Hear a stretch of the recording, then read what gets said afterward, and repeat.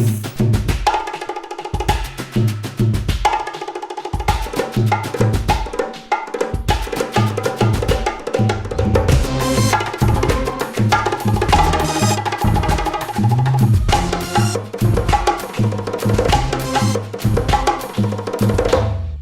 up, y'all? It's your boy Shadne. Alright, so today I'll be doing an overview plus review on The Last Ronin. So, this right here is one of my most anticipated books. I've been waiting, holding off, haven't read anything of it till this came in. Read it a few weeks ago, actually. Wanted to take some time, think about it a little bit before giving my final thoughts. And this will not contain any spoilers. I'll be doing an overview and I'll talk along deep in my thoughts about this story. And I'll say straight off the bat, for those who are curious about my, quick initial conclusion of this, I thought it was a good story, but I didn't love it. I wanted to, desperately wanted to love this so freaking bad, but I do have some issues with it, especially during the third act and the way everything wraps and concludes somewhat felt lackluster to me. So that's my quick toss on it. But it is definitely worth picking up and checking it out. I think everybody's individual experience will speak for itself. So this is just my experience. But let's get this rolling. Let's get this started. So this is the cover right here. It has a nice this part is quite glossy, has a nice texture to it, and everything else feels matte. Who is the last Ronin? You actually get the answer quite quick. The spine. So that's how the spine is looking. Doesn't come with the dust jacket. This is it right here. All right, let's open this up. We got a nice red opening here. Makes sense. It is a quiet, dark time period, and I really like the tone it already sets starting off. So here we got the credits. Story by Kevin Eastman, Peter Laird, Tom Waltz. Script by Kevin Eastman, Tom Waltz, and the art is by Iso Escorza, Ben Bishop, Isaac Escorza, Kevin Eastman. We get an introduction by Robert Rodriguez. So here we go. The hook of the first act was absolutely fantastic. I mean, the setup, the world building, the atmosphere, the art, everything. It is amazing. It's one of the greatest hooks ever for stories. Just in general, in any stories, I love the hook. You're from the first, I would say the first page, you're already in it. You're already vibing with the tone. Just the way he comes out right here, like for just from this page alone, you're like, oh, this is about to be real good. That's what you that's the feeling you get, that this is gonna be something real special. So you, from the first page on, you're hooked and you're excited, and it doesn't let you down. It's action packed right off the bat, which is something I really love. This really spoke to me, the way it begins, the way everything is set up. By the time this whole first act ends, it's a masterclass of an opening. It's a masterclass of a first act. I mean, not many comic books can do what this was able to accomplish in the first act. It was absolutely fantastic. The action was great. The art was great. It was very exciting. And there's so many ideas that was explored throughout the way this specific turtle operates. He talks to himself, and I'm not gonna go too deep into that, because that then I had to kind of go in specifics and all that kind of stuff. So I want to keep it vague as possible for those who hasn't started reading this yet and just want to look at the art. But it is very excited. This is very exciting. This whole thing takes place in the future. And I want you to experience that for yourself, how all of that played out and what went down, and you get to know more of what's going on, what caused all this, why everything is the way it is. All right, so I'm gonna skip past here. So I'm not gonna show how the first act concludes and everything. All right, so let's talk about the flashbacks a little bit. The flashbacks are next level pure straight fire. They're very exciting, so well told, and everything is going down.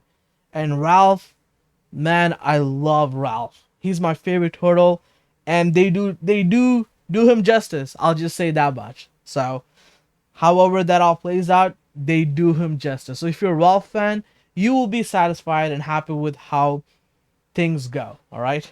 So I'm gonna leave it at that. This was an exciting sequence. I think this was probably my favorite sequence from start to finish. I really love this flashback.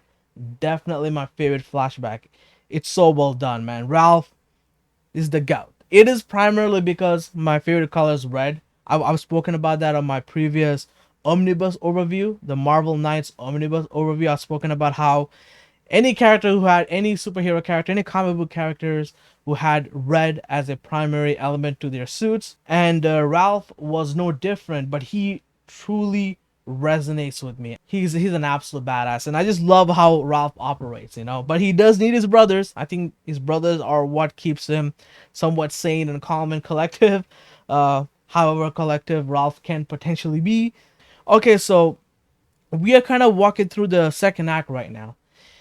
And this is where lots of it slows down for me narratively. It's interesting enough to keep you engaged and keep you going, but it never the excitement and greatness of the first act never comes through in the second or the third act for me. It started off so freaking strong to the point where the second act and the third act really couldn't live up to it whatsoever, in my opinion.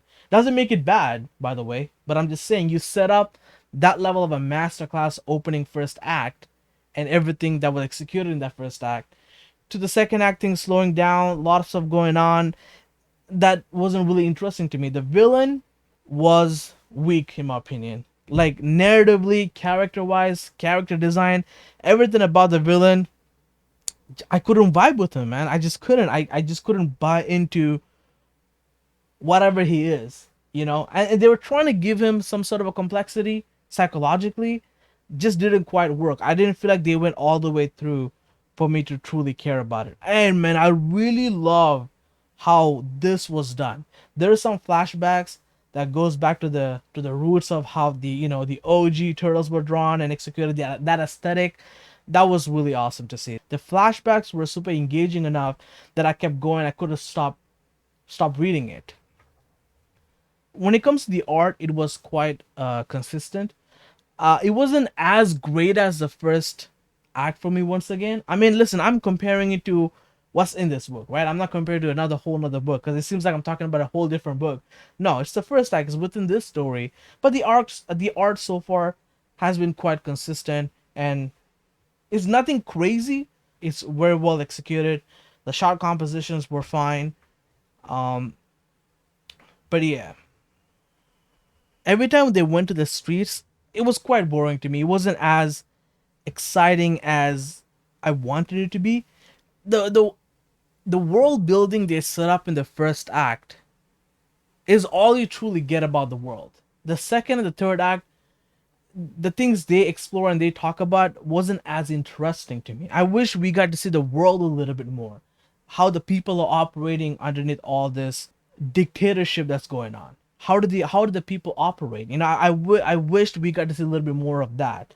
And we don't get that much, you know. We just get in terms of conversations, but we don't really get to see that. We don't really get to feel that. I don't feel I can feel this character's motivation and journey, but everybody else's, it's everything is said, nothing is shown, and it's not graphic enough for me in the way a lot of these stories are executed and told.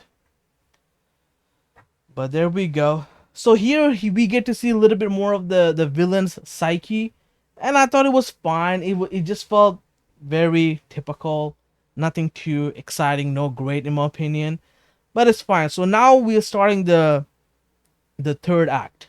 All right, so this is the third act right here, and honestly, at this point, since I didn't really care much about the villain, I truly just felt underwhelmed. All right, I just truly felt underwhelmed. The third act really felt rushed, wasn't as exciting. They tried to make it exciting narratively and visually, kind of going back and forth the way they executed it. But at this point, I didn't care about the adversary. Like, I didn't care about the villain. I couldn't really immerse myself into the story at this point. And that really hurt the overall experience and the journey I had with this story. And I think this could have been far better than what we ultimately got. It is still good. Like I said, it's still good, but it's not as great as it could have been.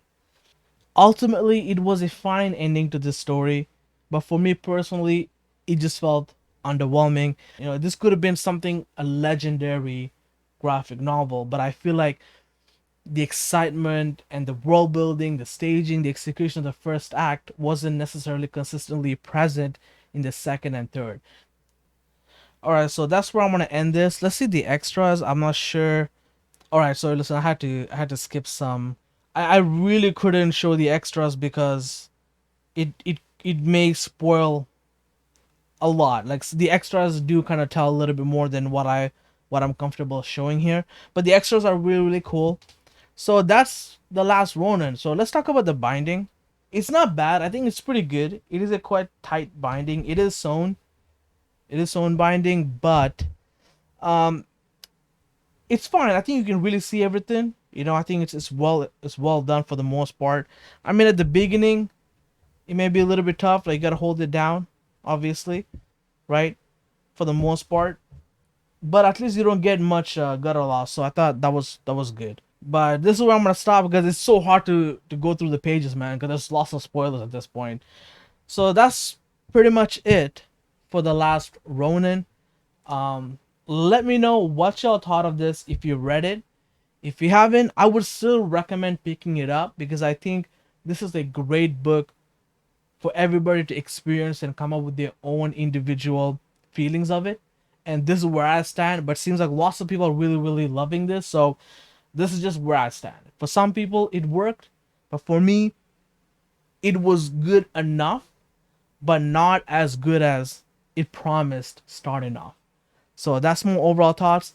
Let me know if you're picking this up and if you already have it and if you've read it, let me know your thoughts in the comments down below. And as for always, thank you guys so much for watching. If you guys enjoyed this, leave a thumbs up, subscribe, hit the notification bell, and see you on my next one. Salute.